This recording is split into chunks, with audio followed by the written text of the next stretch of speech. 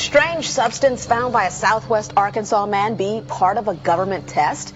Well, that's the question at the heart of a phenomenon called chemtrails, now getting widespread attention. Well, they say the government is dumping chemicals on us to control or manipulate the weather. And they say the unusual-looking jet trails in the sky are actually chemical-laden chemtrails. People say the government is up there in airplanes spraying all kinds of chemicals to change or manipulate the weather, leaving what you see there, and they call that a chemtrail. So what I look at there and I think are contrails, you're telling me are chemtrails? Yes, that a contrail would be dissipated by now. And it's interesting, Dale and Christina, this is of interest not just in this country, but European countries and frankly all over the world. A lot of folks interested in it. Well, Dave, you mentioned that climatologists and others who study the atmosphere believe that they'd be able to surely spot any kind of signs of an ominous plot. Our journey started in San Diego, California, where thousands of scientists, engineers, policymakers, and journalists gathered for the American Association for the Advancement of Science Conference. One of the topics was the artificial manipulation of the Earth's climate, also called geoengineering. During the meeting, scientists spoke about the plausibility of implementing geoengineering campaigns throughout the world under the guise of preventing global warming. One widely accepted theory was to block the sun by spraying something into the atmosphere. When they were asked about existing aerosol programs, they stated clearly that no such programs have ever been implemented. But strangely, these proposals sounded exactly like what people around the world are claiming is already happening. When I found out that the American Association for the Advancement of Science was going to be held down here and the main body of topics would be on geoengineering, I had to come. I had to be in on this. I had to hear what these top climate change scientists had to say. And that's the other question about chemtrails and whether geoengineering is being deployed right now without our knowledge. I don't have any personal insight into that, other than to say that I've worked in government at pretty high levels in the White House and at state government. I'm personally skeptical of that, but obviously you never know what you don't know. Chemtrails. On the internet, they are cited as proof of the government creating clouds to combat global warming. They claim the American government, with the secret approval of the national government, is covertly using jet aircraft to spray population centres with aluminium, with barium, and with strontium so as to reduce people's immunity and reduce the global population. I'm always a little bit suspicious because the government doesn't seem that capable to do something on such a large scale. That is not rain, that is not snow. Believe it or not, military aircraft flying through the region is dropping chaff. Small bits of aluminum, sometimes it's made of plastic or even talicized paper products, but it's used as an anti-radar issue, and obviously they're up there practicing. Now, they won't confirm that, but I was in the Marine Corps for many years, and I'll tell you right now, that's what it is. And what happens here, military jets, some come out of Key West Air Force Base, and they move off into the atmosphere, and they drop mylar strips. Some could be a little wider, some are small glass fibers that are coated in aluminum. And what the Air Force does is they take their military jets and they dump these out of the aircraft, they fall into the atmosphere, and some take as much to a day to fall down. This is inevitably military or something going on. The government, the Air Force, you see this kind of a pattern like this, you can rest assured there's something going on. They're actually little bitty magnetic and little bitty strips of, whether it's aluminum. It's a nuisance to you and I to determine what's real and what's not, but it looks like it is a life-saving operation there for the military. The apparent motive behind this conspiracy theory is one world government. Order, I cannot hear. Mr. Speaker, I want to assure the House that both my ministry and my colleague, the Minister of Health, who have received correspondence on this issue, that this conspiracy theory does not have an iota of truth, and that the trails observed from aircraft simply come from jet engines. Question number 9. Order. And I think what an appalling example it is of the new Foreign Affairs spokesperson for the Labour Party that she's spreading conspiracy theories about the United States government. I think the House has heard sufficient.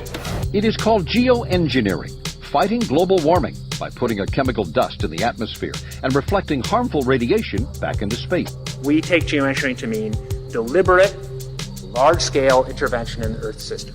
There are a variety of schemes that have been discussed for geoengineering. A classic example is injecting reflecting particles into Earth orbit. Nevertheless, there might be some good reasons to think about alumina. It turns out, first of all, there's been a lot of work on the environmental consequences of alumina in the stratosphere. The big deal really is that alumina has 4 times the volumetric radiative forcing for small particles as does sulfur. And that means you have 4 times less surface area for the same radiative forcing. And this is a much bigger deal. You'd have roughly 16 times less the coagulation rate, and that's the thing that really drives removal. So you could get away, we think, with much smaller mass fluxes. So that's why we see things like in the use aircraft patent from '89, they talk about aluminum.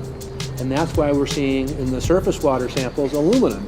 And here's David Keith saying that aluminum has 4 times the reflective volume surface area. So they'd like us to think that we're talking about sulfur, but here they slipped up and let it out that aluminum is 4 times better to achieving their ends, and it sounds like it's going to be one they don't want us to know the effects of. The little picture is from a nanofabrication study, which shows you can make very high quality, and do this in just a jet in a very simple way, make high quality alumina particles just by spraying aluminum vapor out, which oxidizes. So it's certainly in principle possible to do that, and there's a big literature that's already looked at that. And you could do that by either building new versions of these aircraft or even re-engineering existing aircraft. So there's some ideas of that. So you go to an engineering firm and you want this done. They don't say this is hard or unusual. They say, okay, yes, we could do it. Aerosol geoengineering looks like it is so cheap that the cost is basically not going to be an issue. That means that implementation decisions will be risk-to-risk decisions.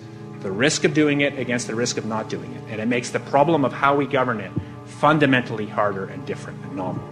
So I've told you that it's cheap to deliver materials to the stratosphere, and I'm convinced that's true. I don't think that will change. But I think the more we do research, the less easy this will look, the more complicated the environmental effects will look. And that's a good thing, because right now it looks too easy. So I think that if we do more research, we're likely to find out that it's harder and more complicated than we thought, and the side effects are harder to manage. And that's a healthy outcome that will make it easier to do the management. Of course, the opposite reaction is possible. It's an empirical question, how people will actually react to knowledge about this. Another reaction is to say, if these crazy scientists are so concerned about putting CO2 in the atmosphere, they want to think about these things, then that might actually mean we should be more serious about the risks of CO2 in the atmosphere. And by the way, it's not really a moral hazard, it's more like free riding on our grandkids. And by the way, it's not really a moral hazard, it's more like free riding on our grandkids. Numerous air quality studies, including from CARB, California Air Quality Resource Board, have named submicron-sized particulates as being particularly harmful for human respiration.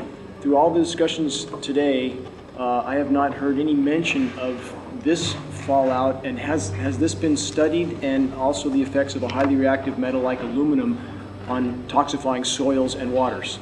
The question is, what would be the effects of these materials on human health if they came down into the stratosphere, in particular small particles and aluminum? So the collaborators of mine working on the aerosol scheme are actually folks from Carnegie Mellon who focused on human health impacts. And while we haven't published it, that was the very first thing we did, was do the order of magnitude calculation in bevel pencil and paper, but with an expert on human health impacts about whether there could be an issue.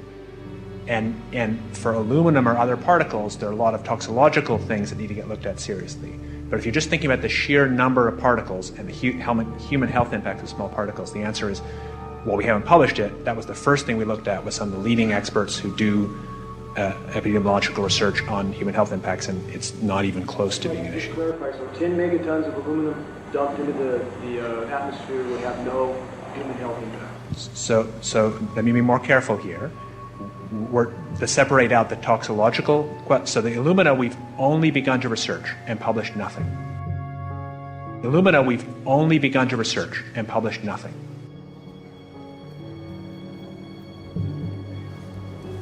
Dane looked at him and he said, so you're telling me that spraying 10 to 20 megatons of aluminum, as you said, would have no human health effects? He took a deep breath and he swallowed and he said, let me be more careful here. We haven't done anything serious on alumina, and so there could be something terrible that we'll find tomorrow. We haven't looked at it. And that, for me, that was the whole main point of what is going to be coming out to the public. It's the damaging effects of aluminum that are being found around the world in massive amounts. Here's David Keith confronted on this very issue, and he looked, at that point like they just let the cat out of the bag. Mm-hmm. We haven't done anything serious on Illumina, and so there could be something terrible that we'll find tomorrow. We haven't looked at it. They're proceeding because they have an agenda that's separate from trying to thwart this crisis of global warming. You know, there's obviously several other objectives, whether it's depopulation, control, weapons aspects, communications aspects, all kinds of things, you know, wild cards that we know nothing about. We don't really know, and I'm not going to attempt to speculate on exactly what the agendas are, but we can see clearly the agendas are not benefiting mankind. You know, it's benefiting the agenda of the elite. And so I think the question is, how do you draw the line between some activity that is allowed and doesn't need global governance and activities that do require global governance? Dr. John Holdren has agreed to serve as Assistant to the President for Science and Technology and Director of the White House Office of Science and Technology Policy. I look forward to his wise counsel in the years ahead. My personal opinion is that we have to keep geoengineering on the table. We have to look at it very carefully because we might get desperate enough to want to use it.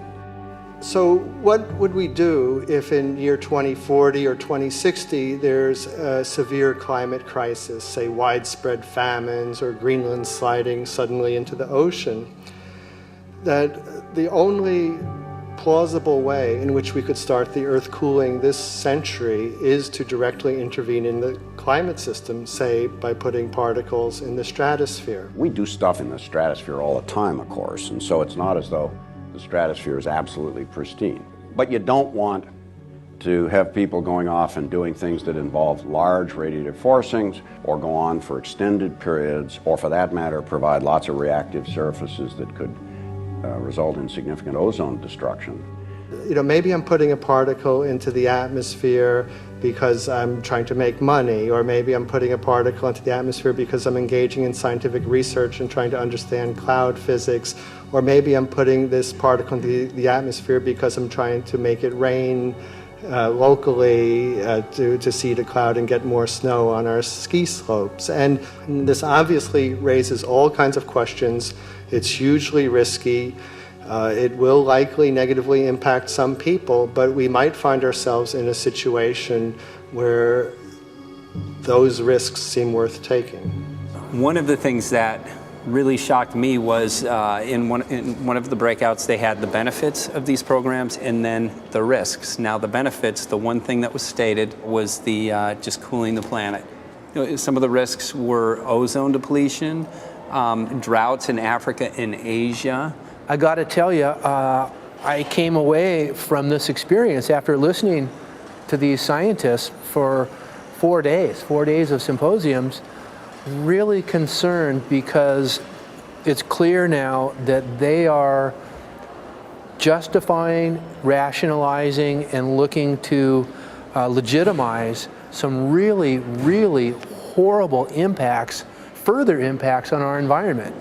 And they're basically formulating the sales strategy and the implementation and oversight strategy and the funding strategy. After San Diego, I was shocked by the programs that had been proposed. I decided to write about it. That night when I finished, I sent the article to an online publication with my email address attached. When I woke up the next morning, my inbox was flooded with responses from around the world. Why? Because I had just broken the story on aluminum in geoengineering models, which I had no clue at the time that very few people knew about. Now this metal, aluminum, is being found in massive quantities way above normal levels all over in rain, in soil, and in snow. After that, the calls started pouring in from people who were desperate for someone to investigate. That was the fuel that started the film. Before we started filming, we had the opportunity to sit down with one of our favorite authors and documentarians, G. Edward Griffin, to find out what he knew about the subject.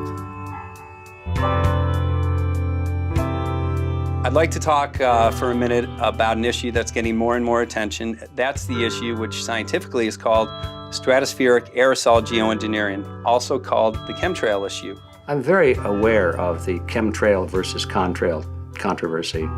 As far as I'm concerned, it's an open and shut case. I have been watching the development of jet travel from its very beginning. I used to live near the Los Angeles airport. Remember when the first jets came in and landed, man, they made a big noise. We never heard a noise like that before. And we used to go down and sit at the end of the runway and watch these jets come in and take off because it was a novel experience. I've been watching jets all my life, and I know about jet contrails. I've watched them. They're vaporized moisture, ice crystals, and they get out there in the atmosphere, and then they effervesce and evaporate and then disappear, and you can see them. Plane moves along and the little white trail follows right behind it, and usually about 10 or 20 lengths of the plane or thereabouts, and then it's gone. And you can still see them that way, by the way, once in a while. So there goes a contrail. These other things we're talking about are not at all the same phenomena at all. These planes go by and they billow out this white smoke, and it covers the sky from horizon to horizon. It doesn't dissipate at all. And they crisscross each other. And you see this thing cover the sky and turn it milky, and then people start having trouble breathing, and then you hear stories about the aluminum and barium deposits that they're picking up and the residue. And you put it all together, and I don't see how anybody who's got their eyes open and their mind open can come to any other conclusion but that somebody is spending a lot of money and effort to spray the planet. The question is, why? I have my own theories, but I hope that there will be some good investigative reporters go out there and get us the answer. I know that whenever it's finally discovered, and it will be, the people who are doing it will undoubtedly say, oh, well, we did it for you folks. It's for the greater good of the greater number. It's for the society. It's probably to prevent global warming, or maybe it's to inoculate people against some kind of a dreaded biological attack. We can't go around shooting everybody in the arm, but we can spray them and save their lives. You see how good we are? We're doing it for the benefit of society. I know they're going to, whatever it is, they're going to say it was for your good or mine. Think if we had the ability to steer hurricanes, and the hurricane was going to slam into New Orleans.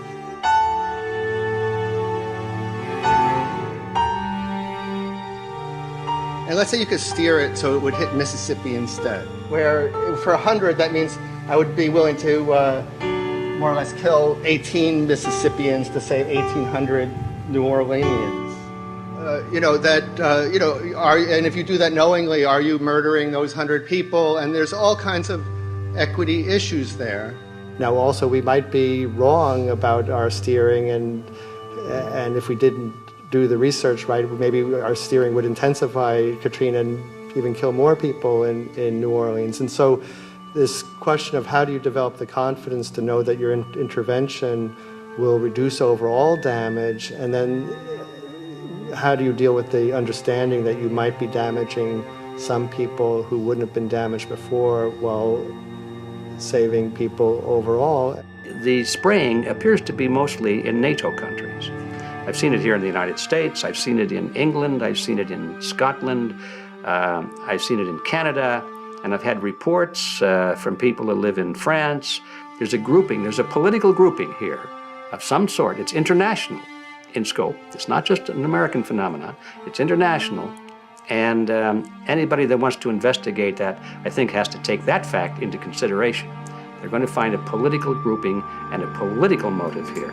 But in my humble opinion, it's not in your good or mine at all. I don't know what it is, but we'll soon find out.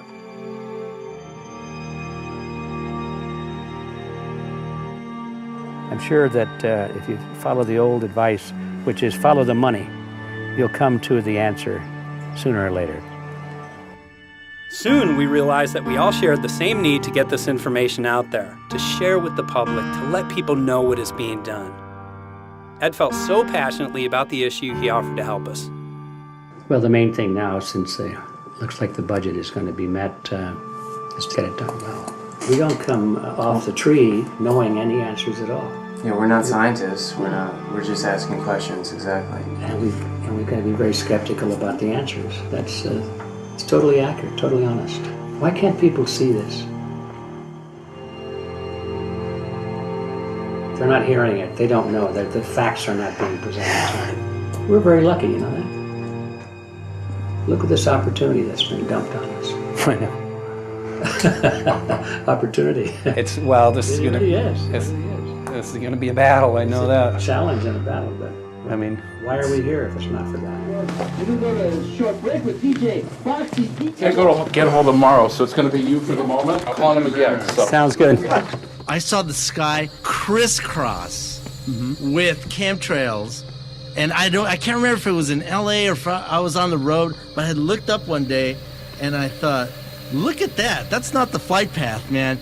That was a grid, a regular grid over the city, and I couldn't believe my eyes. Milky white clouds. And, you know, it all seems very obvious, and now the evidence of what we have on the ground with the aluminum, the barium, strontium, and with what we see in the patents and what the geoengineers say are going to happen, I mean, for the everyday Joe, this is a slam dunk. This is a very delicate moment for the powers that be, because they're taking a covered-up operation like the tropospheric aerosol program, or chemtrails, Project Icarus, whatever, it's had many names over the years, and they're making it overt into a geoengineering scientific shield to deflect sunlight, because global warming's out of hand.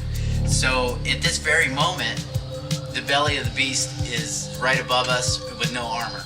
Whether people believe in chemtrails or not, the geoengineering should be scary enough. And when people learn about geoengineering, chemtrails will then become apparent because they're the same. So you're talking about global conspiracy here. Geoengineers propose doing this on a global level. Off to Redding, California. Guess this is the second step after the AAAS meeting. We'll see what we find.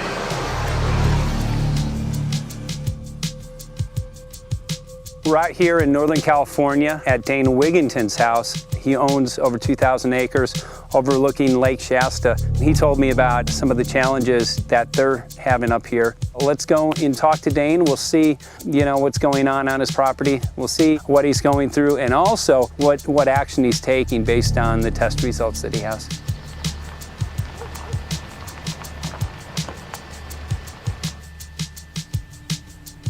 As you know, I have a background in the energy fields. I worked on the first solar plants in the continental U.S. in the early 80s. My home was on the cover of the world's largest renewable energy magazine, so this is my background. My goal has been to alert the public there is a mountain of toxic material falling on us, period. Before about 5 years ago, our skies were typically blue, and now you see it's covered with lines and haze. And virtually nothing you see on the horizon, nothing you see in the sky above us is a natural cloud. I mean, it is virtually all the remnants of these aircraft lines that you see fanning out, spreading into clouds, artificial clouds. But the sky is a very dirty look to it. There's not the white cloud blue sky that we had only a few years ago, but it looks like there's some sort of massive industrial activity or forest fires burning over there. And we see that typically every night. You see even down to ground level, the clarity drops off significantly, and we don't see that except for the days when we have these long, lingering trails that spread and cover the whole sky. And on certain days, you can see these trails actually dropping vertically like a veil. We assume the particulates are descending, and we have the test to prove that we are being inundated with levels of aluminum and particulates that are literally tens of thousands of times what would already be considered high. So we're not talking about exposure to a slight percentage higher of these toxic materials. We're talking about quantities, for example, off the side of Mount Shasta. If you can pan back, that's a landmark in Northern California, considered to be a pristine water source. Aluminum or snow sample off the side of Mount Shasta tested 61,000 parts per billion. This is just ordinary snow water, and people are drinking this stuff when they're hiking on the mountain. And remember, government action is required at 1,000. This is 61 times over the government limit, and our hikers are drinking this poisonous water on Mount Shasta Mountain itself. Barium, 83. Strontium, 383. So this summer, the people climbing are drinking poison. Basically. I certainly wouldn't want to drink 61,000 micrograms per liter of aluminum. And again, we've already seen in 5 years soil pHs in this area that have escalated 10 to 12 times, and we can prove that conclusively. Well, this is not speculation. We can prove conclusively that these metals have been in the rain. We have duplicate samples. Bachelor of Science in Forestry, International School of Forestry at Missoula. Master's in Zoology, specialized in aquatics. 35 years with the U.S. Forest Service as a wildlife biologist. And before that, several years with the USDA Soil Conservation Service as a soil conservationist. Also have run the botany programs, range and grazing programs. And I continue that today. Right now I do a lot of master gardener consultation work. When I started this garden back in about 2005 or so, the pH here was 5.5, 5.6. This is the old soil survey of the county. You can look at the page right here. This is my soil right here. It's a Dietz 125, 126 here at my house. And here, the soil reaction pH should be between 4.5 and 6.0. And over there in the pure mud, it's even a little darker. It's 6.8 right there. And what can this do to plant life and ecosystems? Well, you haul one of these things out and you start looking at the little things that are crawling around the soil. A lot of times they aren't there anymore. The little soil arthropods that you can barely see on a microscope, you can actually see movement with this. Little tiny macroscopic, look like little moving pieces of dust. Those start to go away. They're not gone entirely, but they start to go away. This is black oak acorns. You know, this is pieces of cedar wood. You know, come on, folks.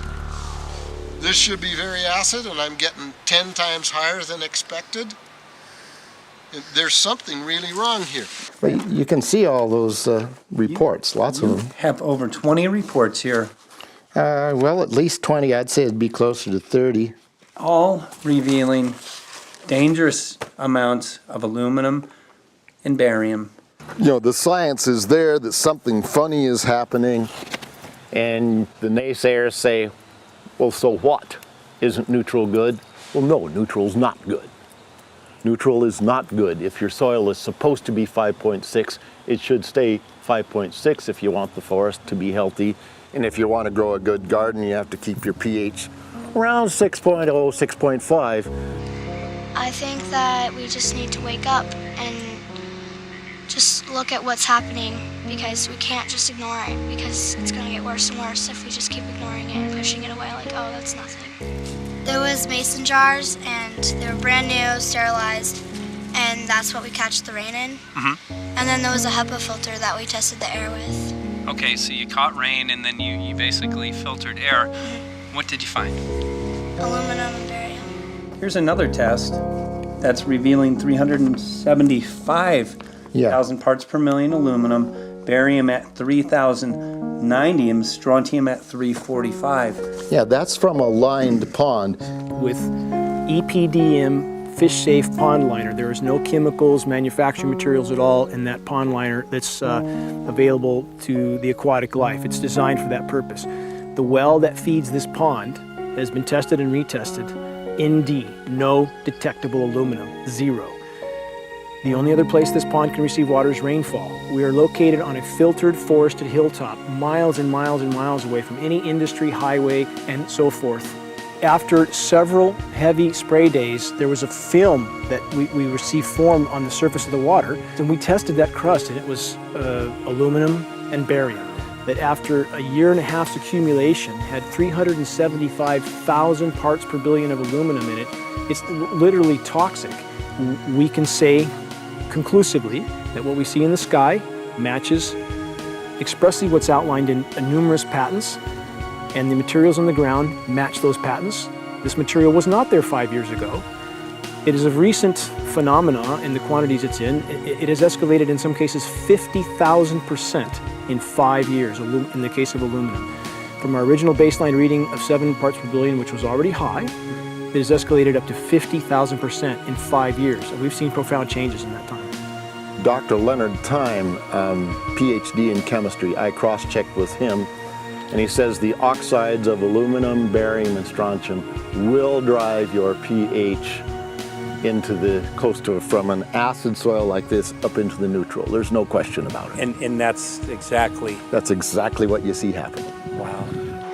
I have a doctorate in inorganic chemistry from Oregon State University, in which I was working with different metals and oxidation states, and then did a postdoctorate work at Brandeis, where I was working stabilizing off oxidation states of different metals.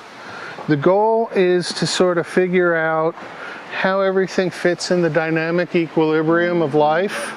I was working with Francis up in Mount Shasta, and he showed me some rainwater analyses that had to do with levels of aluminum, strontium, and barium in the atmosphere.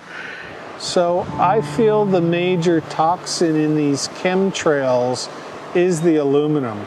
And from the levels we were looking in at Mount Shasta, this is totally, totally unacceptable. When you get to metals and biological systems, you're no longer talking about the bulk aluminum that people think about when they're drinking from soda pop cans and that. So once it gets to the aluminum oxide stage, it just forms a plaque within your arteries and shuts down life. When you take elements that normally aren't out in the environment and you start putting them in the environment, it raises some serious red flags. Aluminum is a very specific, nasty and biological systems. It takes that site and it never lets go, and it shuts down the site, and that's it.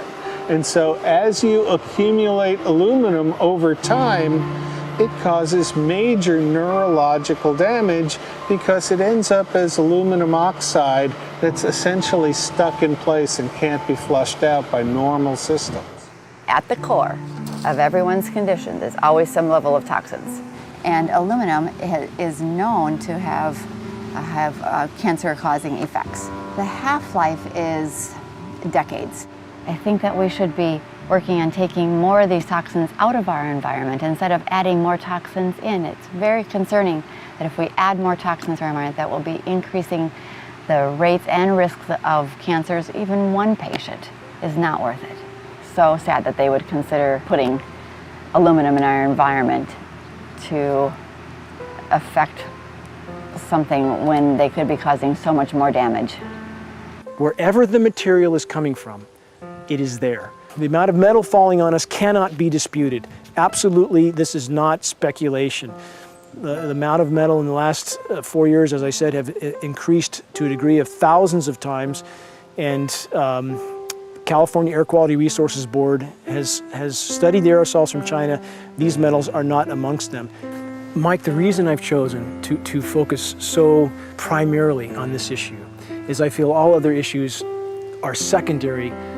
What could be a greater priority than not being able to walk out your door and take in a breath of air without sucking up heavy metals? If our land base is being poisoned, if our waters are being toxified, what will we have left to work with? Whatever we choose to focus our time and energy on, whatever our political beliefs, that this is a common ground for all of us. We must have air that we can breathe that's not full of toxic chemicals and metals.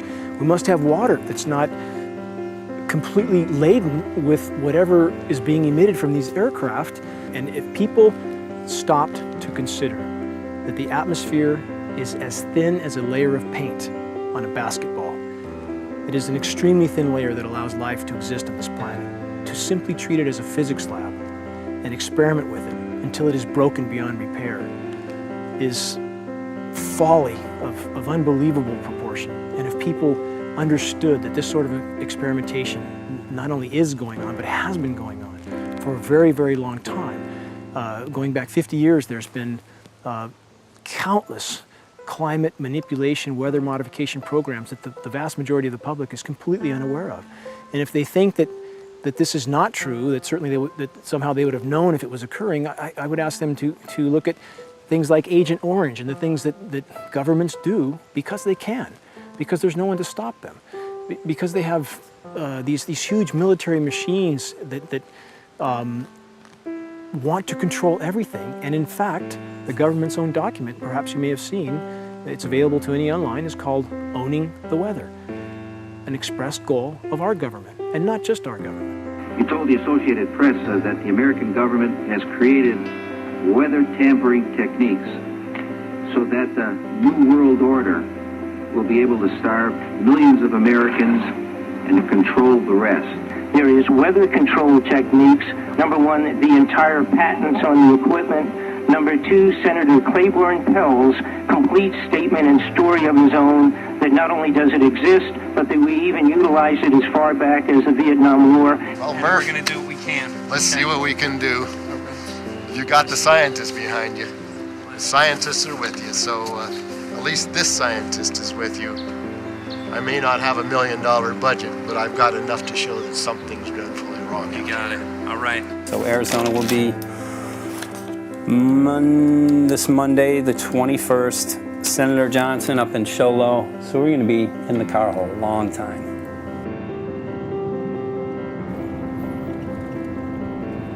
Well, it is such a pleasure. This is such meet a nice place back here, I'm Yeah, telling this you, is Michael. But you know This what? is great. We love it. It's so private and it's so quiet and peaceful. And please come in. My name is Karen Johnson. I served in the Arizona State Legislature for 12 years. I was in the House for 8 of those years and in the Senate for 4 of those years.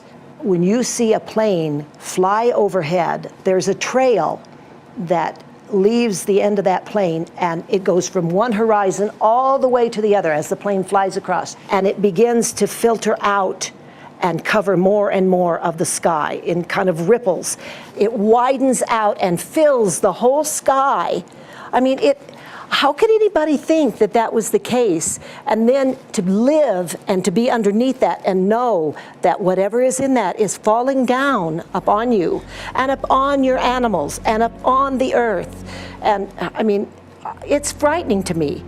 And if people don't start really waking up and facing the fact that we've got people that are doing terrible things to us, and we had better wake up and fight back now. I mean, I'm the mom of 11 kids. I've got 35 grandkids. I mean, I've got a stake in this. I care about what is going to be left for my children. I care about it, and I'm extremely worried about what is going to be left to them.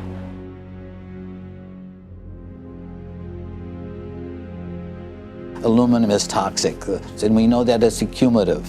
And we know that we're getting more. So we're absorbing it in the air, we're drinking it in our water, so we are accumulating more. So the thought of more aluminum being dispersed in our environment in the way that you mentioned is very frightening to us and very disturbing to us. Those of us who have done any research on this are really quite concerned that we are ill-informed about this issue, and mostly that it's being done.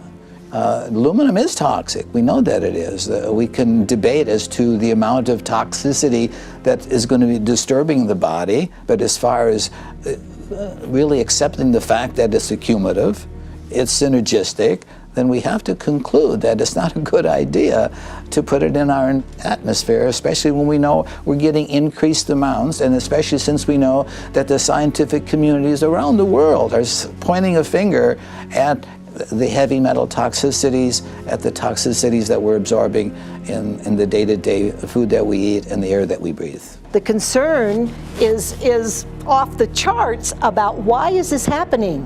Why is this being allowed to be sprayed continually all over the United States, all over the world? Who is paying for this? I mean, the incidence of Alzheimer's has just skyrocketed, which evidently has to do with an accumulation of aluminum in the brain cells. I mean, I think almost every family has been touched by a member as they get older having Alzheimer's. And it's a horrible disease. And to say that, well, this just came because people drank soda pop out of aluminum cans, you know, when my father passed away with Alzheimer's and he didn't ever drink soda pop, you know, that explanation doesn't ring true with me. And so I'm wondering, how much did this chemtrail spraying back in the Illinois area affect him? Aluminum and fine metal is an accelerant. A friend who's a firefighter up in Pine, Arizona for 20 or 30 years says that the wildfires now that they're fighting are way beyond anything they've seen before in intensity. And when you look at the air samples and you see the fine particles of aluminum, which is very flammable, and magnesium settling on the trees, this is causing unprecedented savage wildfire. But if you look at this, you can see these are parts per million. They sent this to me, and I just found this to be extremely interesting because we should have like 2 parts per million of aluminum in our air. And this is saying that there's 39,000 parts of aluminum. That's astronomical. Barium is high. I mean, these are way off the charts of what people should be breathing or what's coming down on them. And, you know, if people wonder why their health is deteriorating, why they're having to go to emergency rooms, why they can't breathe, you know, why they're getting Alzheimer's, this has been planned. We have elites, I don't know what you want to call them, one worlders, Illuminati, I don't, whatever you want to call them. But with these people that don't care about the average person. They only care about themselves, their greed, their power, and if they eliminate, you know, 2/3, 3/4 of us from the planet, so much for the better for them, because then they don't have so many people to have to herd around and worry about. So this is a lot what this is about, and this is very, very alarming and scary.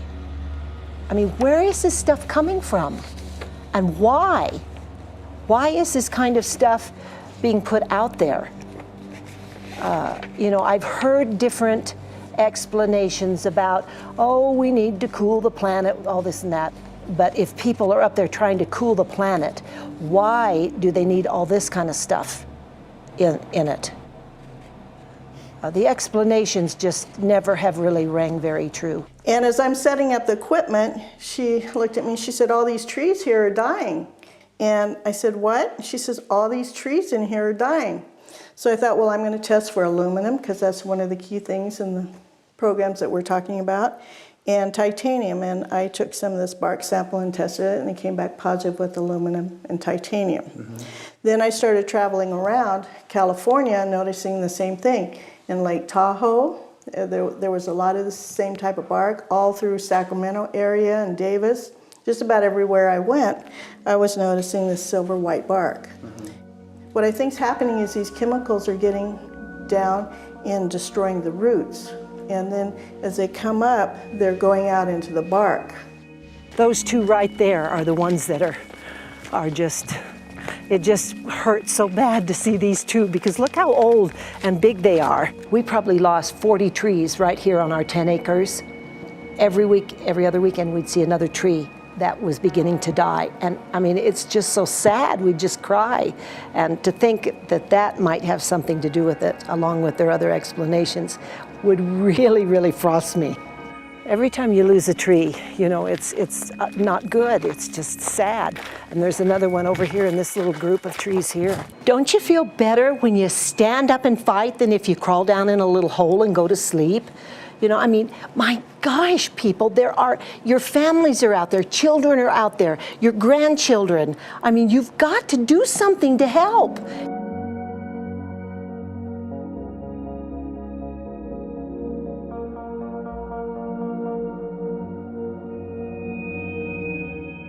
My greatest hope is to get people to question.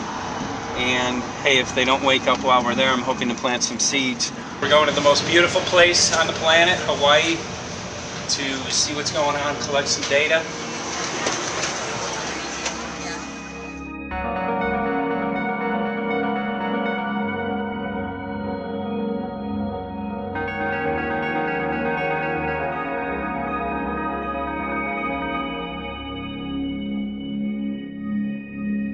Thank you for having fun with us. Hope you enjoyed the trip.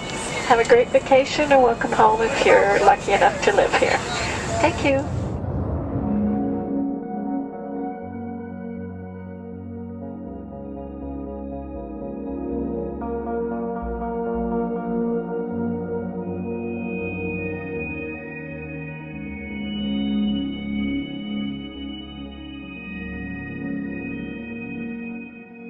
The whole valley's off the grid, so it's either solar, wind, or generators.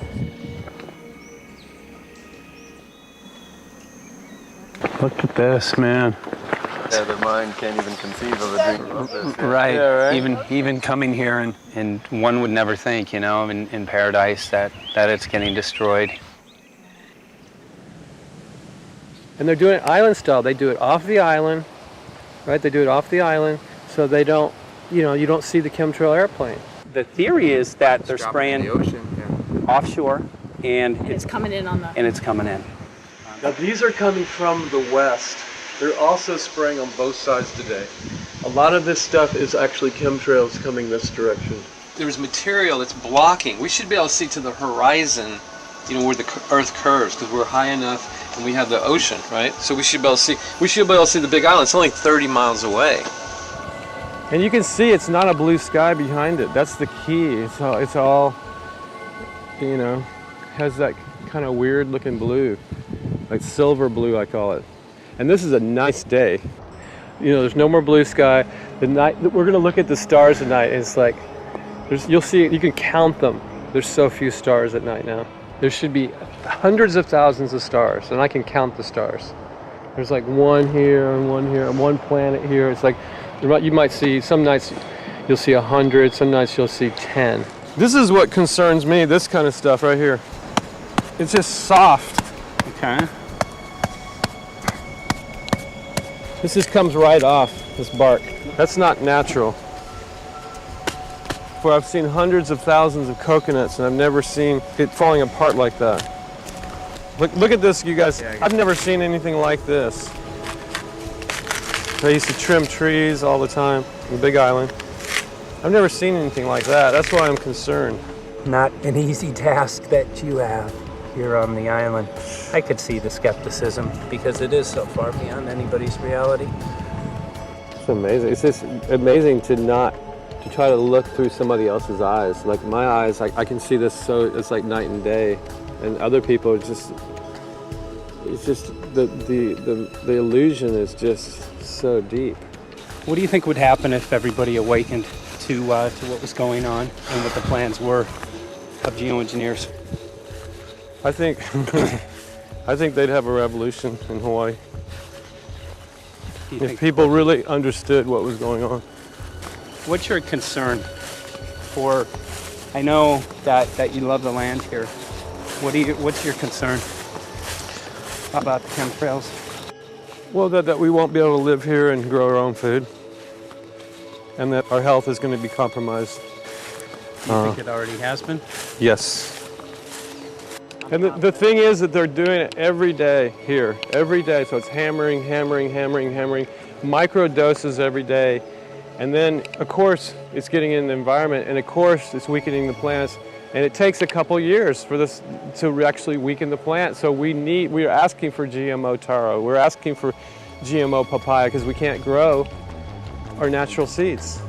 We can't be sustainable. We can't truly, be here as God created us to be. So my friend convinced me to do a hair analysis on my daughter. So we went ahead and cut close to her scalp and got some really recently grown hair and sent it in. I was just sure that my daughter's hair was going to be so clean with the lifestyle that we live. And lo and behold, it came back and her levels were really high in aluminum. This is the chart here. This is the reference range, and this is where my daughter is, 23.1. Aluminum. The skies are covered with a white mist, and I look up at night anymore and I don't see the deep, dense stars that I used to, and I can't help but think this obviously has something to do with my daughter's health. I don't know where else these heavy metals are coming from. Yeah, I mean, look how old she is. Yeah. She's been isolated here. Here, and she's... Here. Anybody looking at the situation would be like, this is paradise. This child should be like superhuman. Organic foam. And here you are getting all this heavy metal stuff. She has highest level aluminum on the chart. Never had a vaccine either. Folks, these people are playing God. They are playing God. They're manipulating the weather and they're spraying stuff into the sky. They are trying to geoengineer everything, including your plants and trees and your ocean. Well, tonight, we're just hoping that instead of not looking at it, you start looking into it, because I really believe from the bottom of my heart that we are in a real crisis. I really do. They are proposing dumping 10 to 20 million tons of aluminum into the upper atmosphere. What does aluminum do? It changes the pH of soils, which is toxic to plant life. Also, it's very toxic to human health. Are they doing it? Well, let me tell you about my experience and what we found. We have much evidence that not only suggests, but I believe prove that they are happening. Jeff, what's going on? And as I promised, we're joined right now by a very special guest, Michael J. Murphy, currently on location in Hawaii. He's working on a documentary film called What in the World Are They Spraying? Michael, welcome to the program. Great to speak with you today.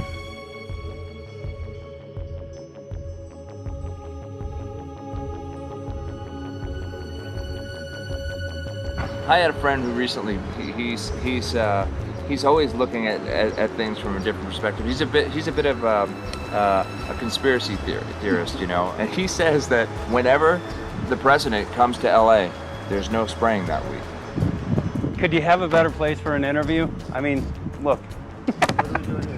Well, this is being done over our farms and over our things. So basically, they want to eliminate our ability to eat organic food, have clean water. So in some ways, it sounds to me like, and you know, again, it's just a projection, but it sounds to me like this is control. How do we control the masses? Yeah. How can aluminum be good for you in any? And what was the second chemical you mentioned? It's barium. Barium and aluminum. Obviously, those are toxic to everything. To human health. To human health, to farms, to animals, to everything.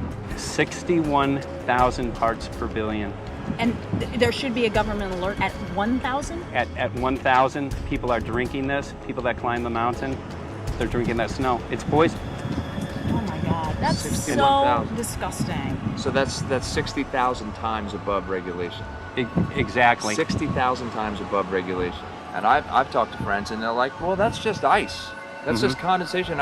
And I'm like, you can talk to a second grader. Ice doesn't float in the sky and spread out that way, you know? You're not an expert, but you're a concerned citizen who said, wait a second. Who's actually doing the research. Yeah, you're doing the research, and that's what we need to do as Americans and say, you know what, I want to know what's going on. I want to know what the FDA is doing to my food. I want to know what the government's doing with my air, my water, and the soil. And, you know, it's just great what you're doing. And I just, my kudos to you for bringing light to this subject.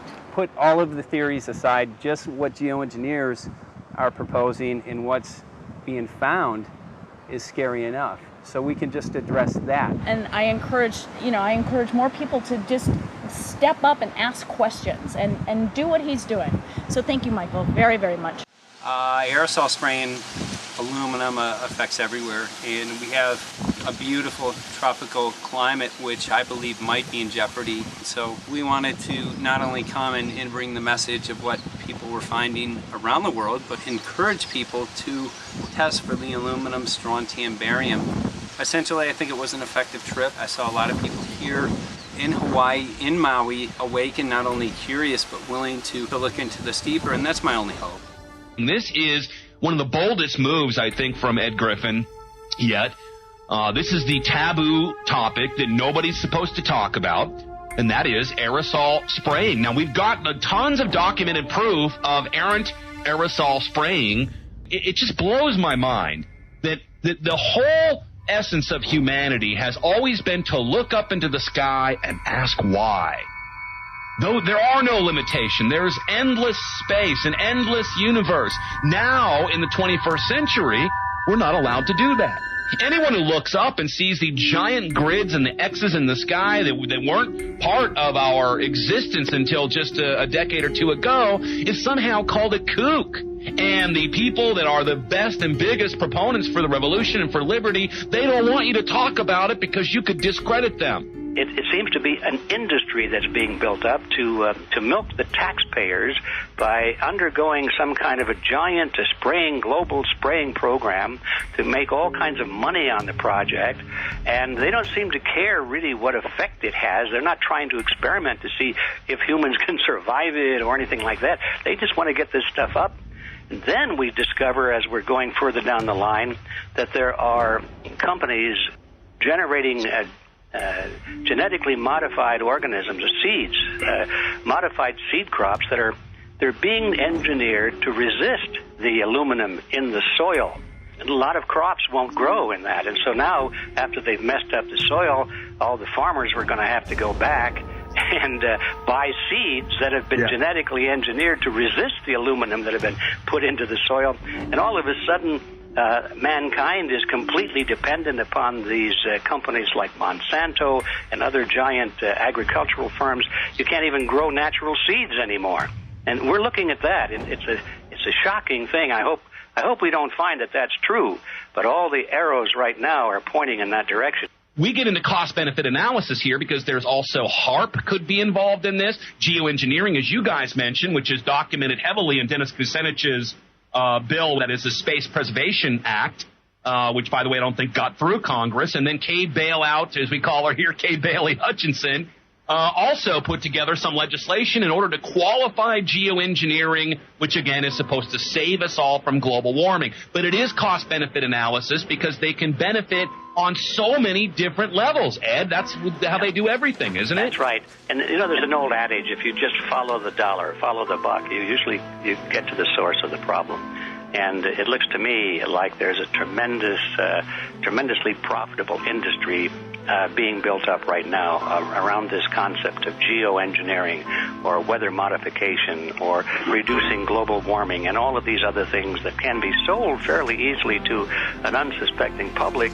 They all say, oh, well, that's good. We don't want global warming, And so they put up with this, and they don't question, they don't criticize. But behind the scenes, you see a whole industry being built up, which is, as I say, tremendously profitable. And the money for all of that is coming from the taxpayers. And it's a scam is basically what it is. We're just focusing on the one area that is real easy to prove. There's no speculation in the area that we're going into. They definitely are doing this geoengineering. They definitely are talking about it. They're working up formulas for it. They're putting together strategies for it. They've got funding for it. Everything is in place. We don't even have to go into those other areas to make the case. Okay, let them believe that, but at least they must understand that there's no question that they're talking about it and planning to do it. And so shouldn't they be equally alarmed about what they're going to do if it can be shown that barium and aluminum and some of these other toxic metals are very destructive to the planet and destructive to human health? Isn't that enough? How many issues do we need to crank into this? And so, if you're going to kill the planet and kill the population, do we need any other reason to be alarmed? What in the world are they spraying? Thank God people are asking this question. That's all we want. We just want to be able to ask these questions. Our good friend G. Edward Griffin, all these years, Mike Murphy and Paul Wittenberg are doing this great effort with your help. This is a community effort to get people real information. What in the world are they spraying? Any final quick comments before we're out of time? And my only final thought is that we asked the question, what in the world are they spraying? And we now know what it is. And folks, you're not going to like it.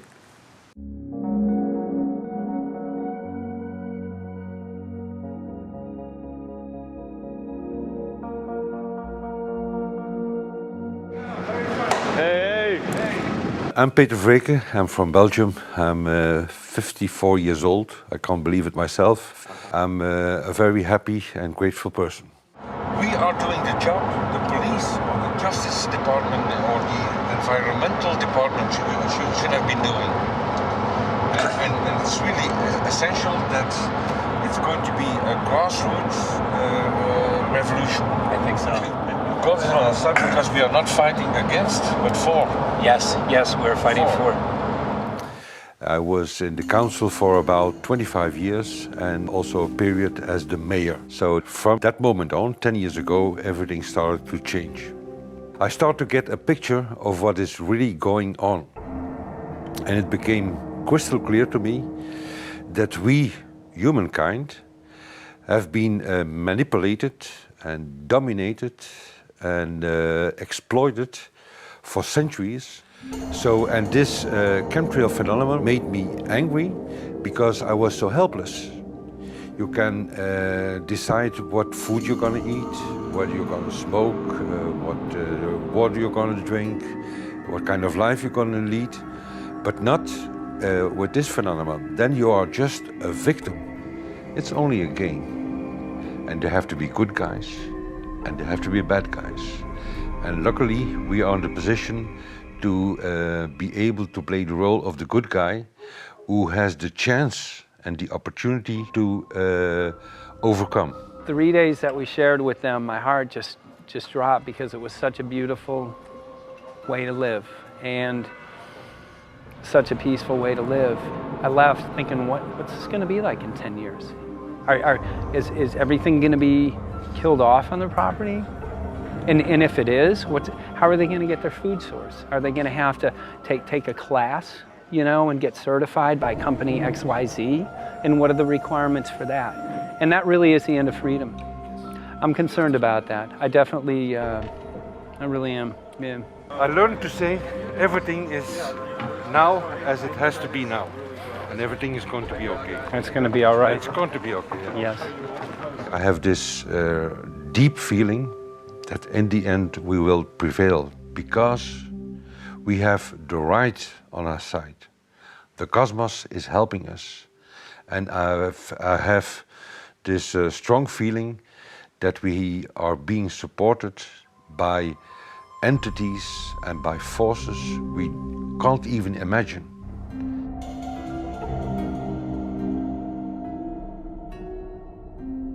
Here for the first time we have this scientific proof that we are being spread.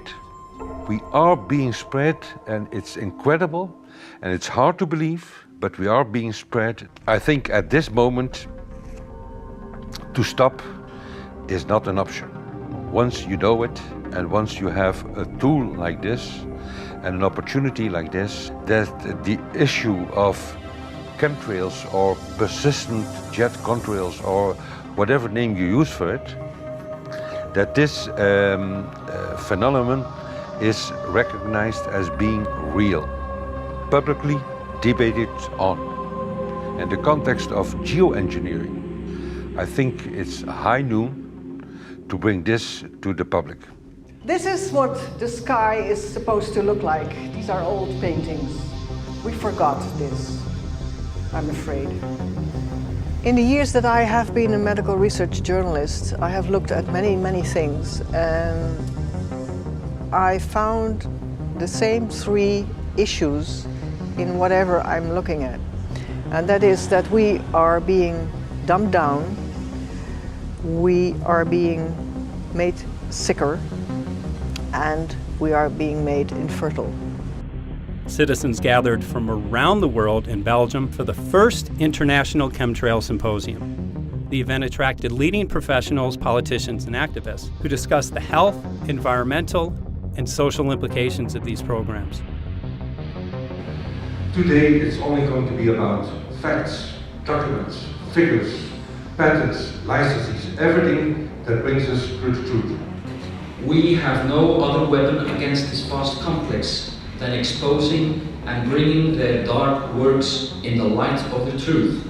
We have the hope that by our efforts, more and more people will become aware of the fact that we are deceived by our leaders. So today, we, as a family, join forces with the people who publicly made known to the world that chemtrails are not a conspiracy theory, but a conspiracy fact. From the Technische Universiteit Delft in the Netherlands. Ladies and gentlemen, please welcome Koen Vermeeren.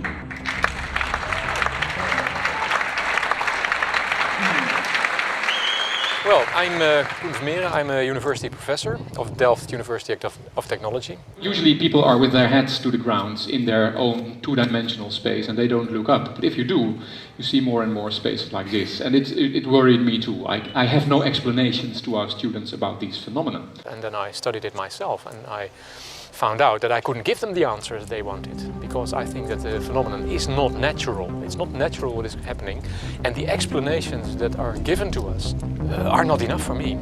If you look at them from a scientific point of view, the first thing a scientist does is trying to explain something.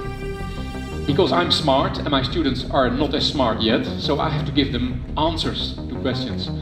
But if you ask most scientists honestly, they cannot answer all your questions. If people are using climate control over our heads, I want to know about it. I want to know the consequences, I want to know the health impact, I want to know everything. I need, as a teacher in my university, to give answers to my students. And they have good questions. And I don't have the answers, and I want to know. Excellent. And we should discuss this. Ladies and gentlemen, for here you in the auditorium and for all over the world, Michael Murphy.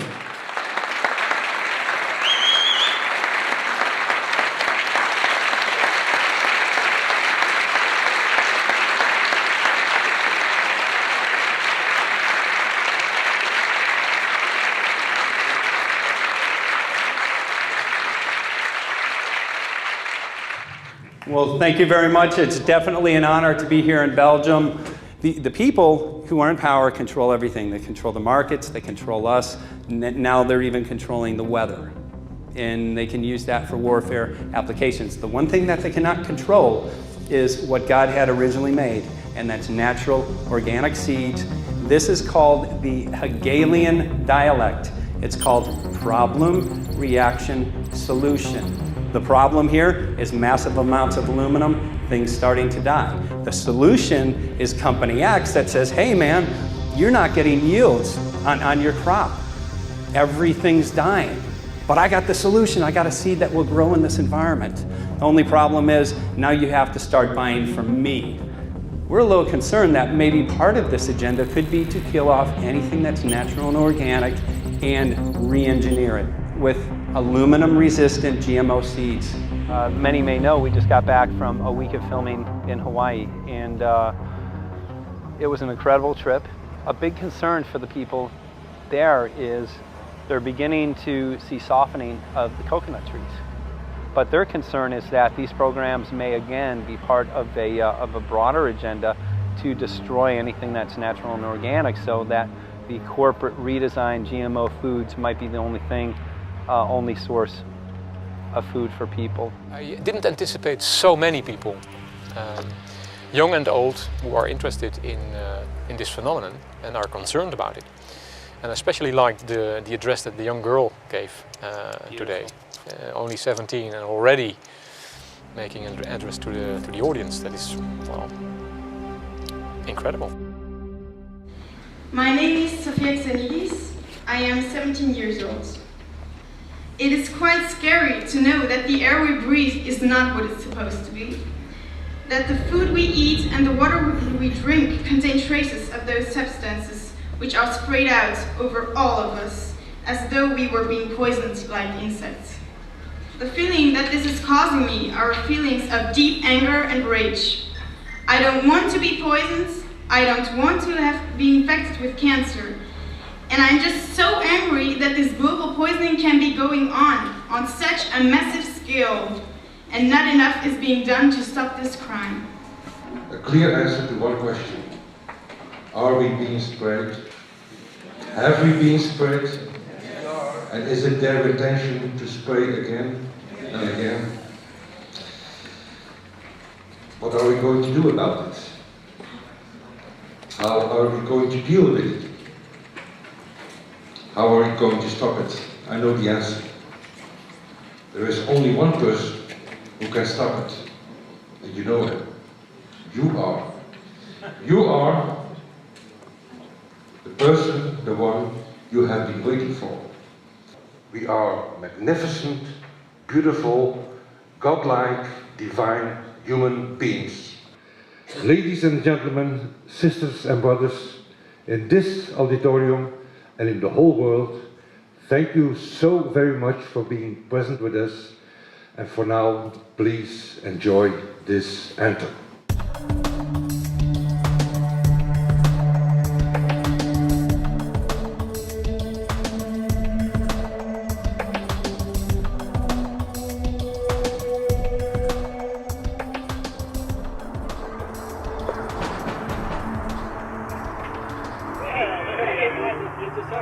Hey, good to see you.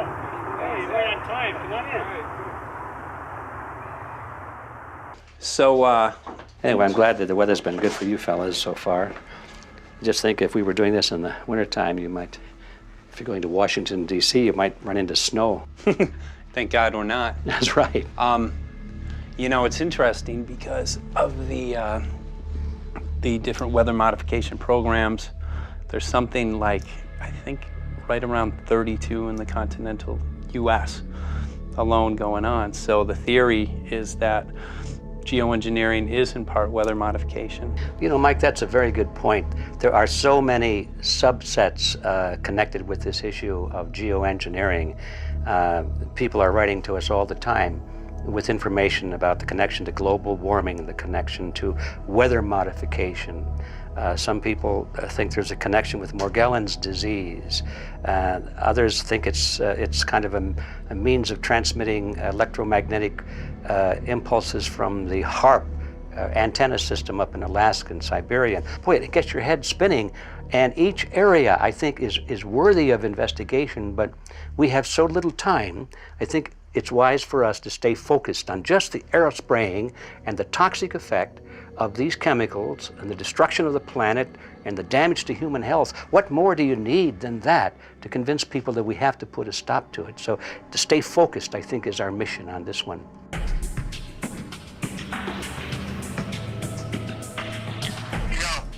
Jeremy, we had an idea. We know that you know the political system real well. Our idea was this: we have a ton of data and information that we've collected throughout our travels, and you know, we really think a good way to end the film would be addressing this to elected officials, some of the senators. So we were wondering this, if you might be able to come and kind of help us out and perhaps show us the way in how to get this done politically. But it sounds like a really good idea, and I'm also going to get to, in terms of researching who it is that we should really focus on talking to about this.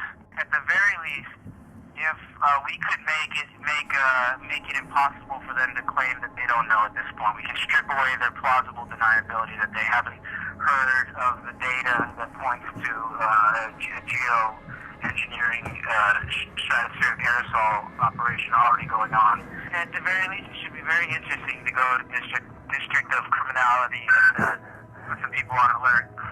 Yeah, you have a lot of enemies in Washington. That's where all the power comes together and the money, you know. So there are people there, I'm sure, that just don't want us to do this job. But I'm glad you're going, and you'll find out.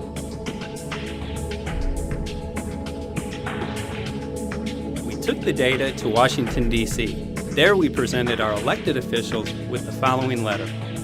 According to the 5th article of the Bill of Rights amending the Constitution for the United States of America, no person shall be deprived of life, liberty, or property without due process of law. But the daily spraying is depriving all persons living within the United States of life, health, liberty, and integrity of our common and private property without due process of law. As a representative of the people of the United States of America, we insist that you do everything in your power to protect us and immediately put a stop to geoengineering spraying at once. There exists no justification, legal or otherwise, to poison the planet and its inhabitants. Now suppose that space aliens arrived on, maybe they're going to land at the UN headquarters down the road here, or maybe they'll pick a smarter spot. But suppose they arrive and they give you a box, and the box has 2 knobs. One knob is the knob for controlling global temperature, maybe another knob is a knob for controlling CO2 concentrations. You might imagine that we would fight wars over that box, because we have no way to agree about where to set the knobs. No global governance, and different people will have different places they want it set. Solar engineering is like chemotherapy. No one wants it. But we all want the ability to do chemo and to understand its risks, should we find ourselves with dangerous cancer. How long does it last up there? The lifetimes are years. What, years? A couple years. And then it what, precipitates out, or Yeah, that's correct. no toxic side effects that we know of? The thing we always wonder about is the unknown unknown. Yeah. So if you're thinking about, say, the acidification, it's clear that's not a problem. There's several studies that showed that. Right. But of course the concern here is with so little research, there may be some unknown that comes out of left field that bites us. My name's Mike Murphy. I'm a filmmaker in from Los Angeles. We're covering an issue called geoengineering.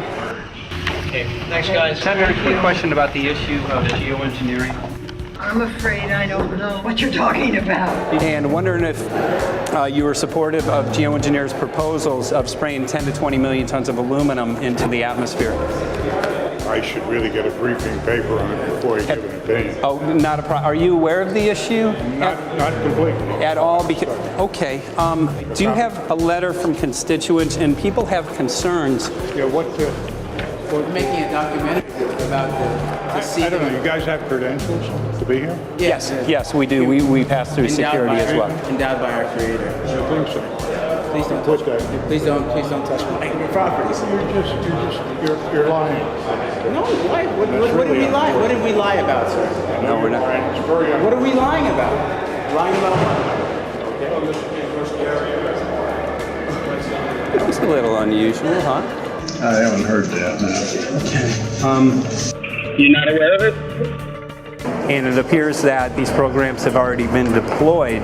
You know, I haven't looked at that proposal, and so, why don't you let me review it? I can do that. Are you aware of? Actually, I'm going to go. Yeah. Let me go ahead and get that. I will take a look at this, and I will act accordingly. General, I'm sorry. This program, this openly covert program of the aerosol spraying, stratospheric aerosol spraying, geoengineering, using tons of aluminum, spraying it up in the sky. I have no idea what you're talking about. Okay. Commonly called chemtrails, sir. When you were the head of NEMA, did you see the aerosol trails? Mike Murphy, filmmaker in Los Angeles. Hi, sir. And we're covering an issue called geoengineering, and wanted to know if you're supportive of geoengineers' proposals.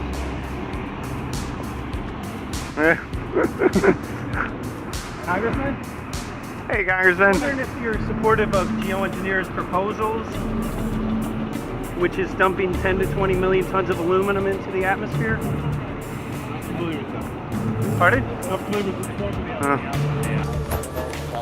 Okay. Can you make an appointment for my office? I'm not supportive. I haven't looked at it close, so I don't. Have you heard of the issue? Because it's becoming mainstream in public, and there are actually congressional committees which are being formed to talk about these programs. Mm-hmm. Yeah. Well, I think when we drop anything into the atmosphere, we should know prior to the effect of that, right? Yes. And if we don't have the knowledge as to what the effect will be, we shouldn't do it. I think there are 4 different options for thinking about deployment of geoengineering. The first one would be we just ban it. I would argue that one does not want to get too firm a restriction in place on small-scale studies early on because it'll tie the science hands. I think what the science community ought to be trying to do is say, if you do small-scale stuff inside this space, and it's a scientific question what that space ought to be, there shouldn't be a lot of oversight and restriction. Congressman? Excuse me. Hi, I'm Mike Murphy from Los Angeles, covering an issue called geoengineering. These guys are running from the geoengineering issue. I wonder why. I'd have to talk to my staff. I don't know what the details on that are. Have anyone made you aware of the issue, or? Sir? Congressman, your committee talked about geoengineering last November. Are you in support of those proposals? I'd love to give you a paper. Geoengineering? You know nothing about the geoengineering issue?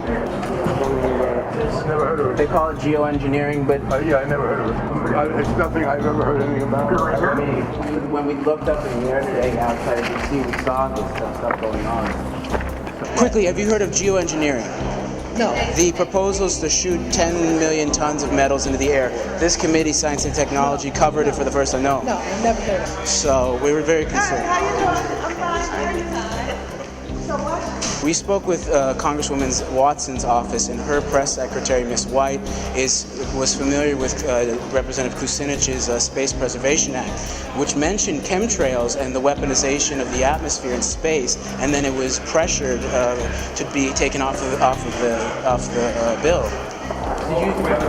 Did you see the aerosol spraying going on today over the Capitol? Congressman? Geoengineering carries with it a tremendous range of uncertainties, ethical and political concerns, and the potential for catastrophic environmental side effects. He's not one to do interviews very often, so not unless we usually really pressure him into it. Okay. So don't, all that is, don't hold your breath. As chairman of the Committee of Jurisdiction, I feel a responsibility to begin a public dialogue and develop a record on geoengineering. We want to know if you're supportive of their measures by spraying 10 to 20 million tons of aluminum into the atmosphere? No, I think we need to have more research. Okay. And about the issue of current deployment, there's literally a mountain of evidence that many people believe proves the deployment of these programs. Any knowledge of that? No, there's certainly not a mountain of evidence, but I do support research into geoengineering, and I also support looking into the international governance of that. Okay. I hope anybody that has studied it knows, at least I think, that it's a radical proposal, and I hope we don't have to use it, but there may come that point in time where we do. Now, if we could provide you with the evidence that suggests that these programs are and have been ongoing, would you be willing to address this publicly? We've had about 3 or 4 hearings on it. We have addressed it publicly. Well, not about the proposals, but about the current deployment of these programs.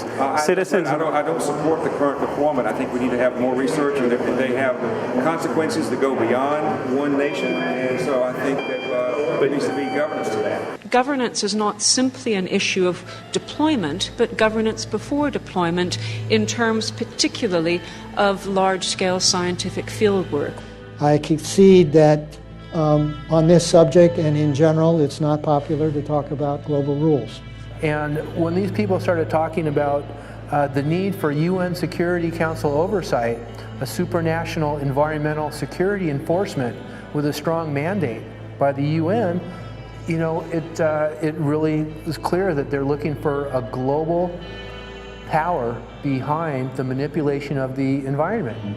But I do think it needs to be sort of an international kind of treaty that does tie and bind all nations into a common fate. It is a common fate. And unfortunately, it's not just big governments that could do this. It is small governments. It is billionaires probably could figure, I'm going to save the world all by myself, and I won't bother to mention it. How do we decide when there's a planetary emergency? Whose hand is on the thermostat? How do we decide when to start it? There's no way to do that right now. And what if we do start doing it, and then by some problem with the technology or with the will, we can no longer do it? In a year or two, the aerosols will come out of the atmosphere and temperatures will shoot up at a rate much faster than it's going up now. And it's that rate of change that's hard for us to adapt to. So once we start it, we'll be sort of locked into doing it for a long, long time. And so with basically no end in sight. Boeing would pursue this to make a profit, right? I mean, there's financial motivation to do this. Let's see. So let me not speak for Boeing. Is that allowed? Okay. Yeah, well, it is what it is. No, but someday, if the U.S. is going to decide to do this stuff, they're going to look to a company who can do it, and you want to be positioned. Boeing would rather get it than Lockheed Martin. So certainly we have an industrial base that helps the country take on technologies and large-scale challenges like national defense. And we do that both for a profit motive as well as, I think, as a national service. So I think it would be truly disastrous if you know, we discovered a few years from now that there was a black program that some government had stood up to sort of learn on the quiet how to do this. It's pretty clear you can cool the planet, but you will not and cannot bring it back to exactly the same climate state you started with. So you may or may not, and I expect we'll have a lot of back and forth about how useful it is to ameliorate the risks of climate change. I think there's a good evidence it probably is useful, but we don't know. But it certainly can't get you back to exactly the climate you started with. I think everybody agrees with that. Do you think you'll see deployment in our lifetime? Let me say I hope not. Al? I would agree. I hope Yeah. not. I hope Very not. agreed. Okay.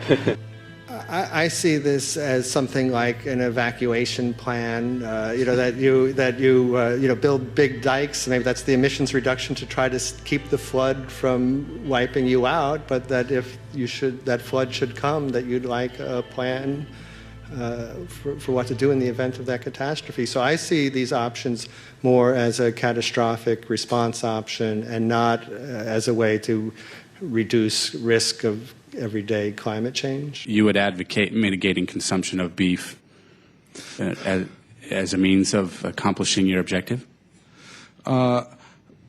Yes. How would you suggest going about that? You can't. I don't add.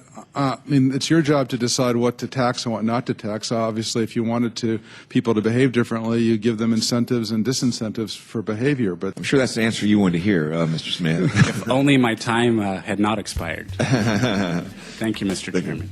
Because there's literally aluminum and barium contamination found around the world, believed to be from these programs. Like, look, today over the Capitol looks like they're deploying some type of aerosol. Did you see it? No, I didn't, but good to see you.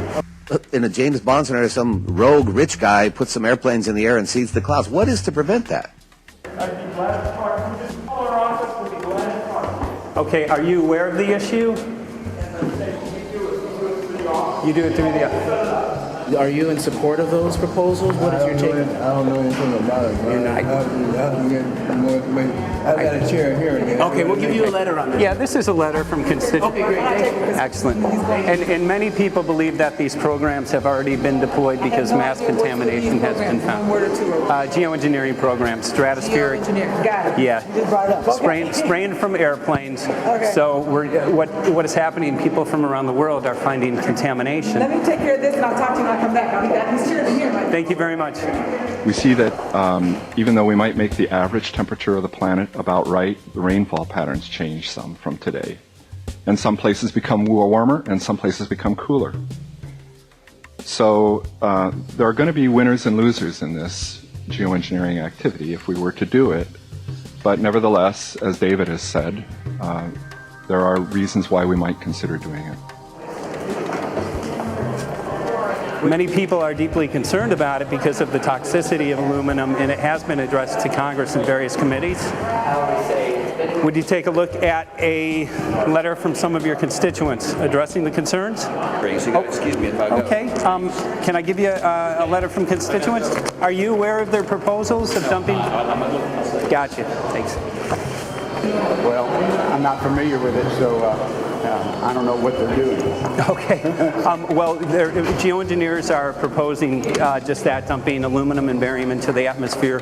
Why would they do that? Aluminum's a precious metal we can use. Well, the stated goal is to actually cool the planet. However, there's a... Sounds strange. Right, exactly. So they're proposing dumping these metals into the air to block the sun, essentially. We're here just to find out what members of Congress are. I hope we would have a strong hearing on that before we decide to do something. I would hope so. And there's plenty of evidence that not only suggests that these programs have been deployed, because we're finding contamination of aluminum and barium on the rain, snow, and soil. Okay, thank you. Thank you. LA County has seen a 200% increase of Alzheimer's over the last decade.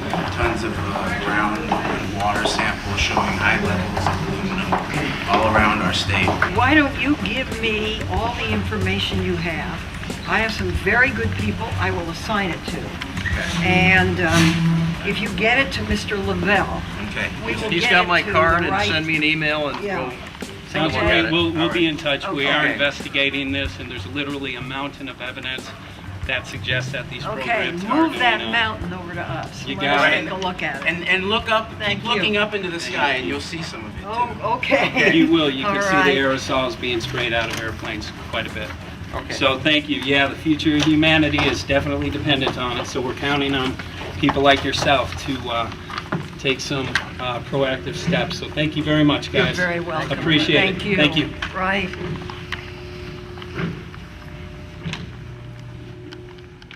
A lot of Congress was running down the hallways to avoid answering any questions, looking for doors in the hallways.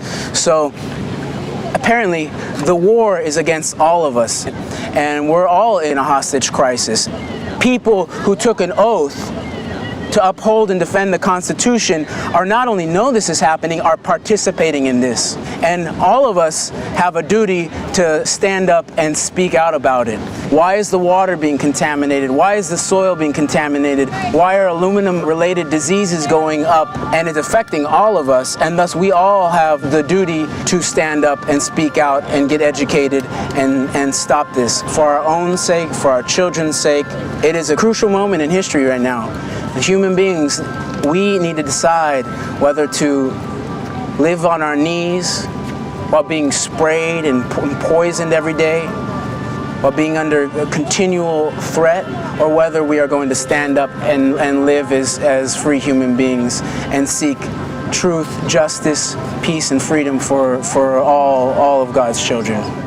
So as you can see, we're ending our film here in Washington, D.C. We've made many public officials aware of this. Most of them either denied any knowledge of this, or they simply were unwilling to address the situation with us. So as you can see right behind the White House, we do have aerosols behind us. The spraying has continued.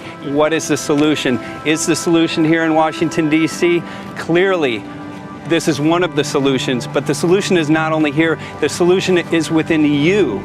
This issue affects all of us so deeply. So you need to look inside. Please get active, get involved, start spreading the word with growing awareness. About 90% of the population, we believe, is unaware of this issue, which means 90% of the people who normally might do something if they knew are not doing anything because they are unaware. So please look into your heart, use whatever skill you have to get the word out. The future of humanity is dependent upon it.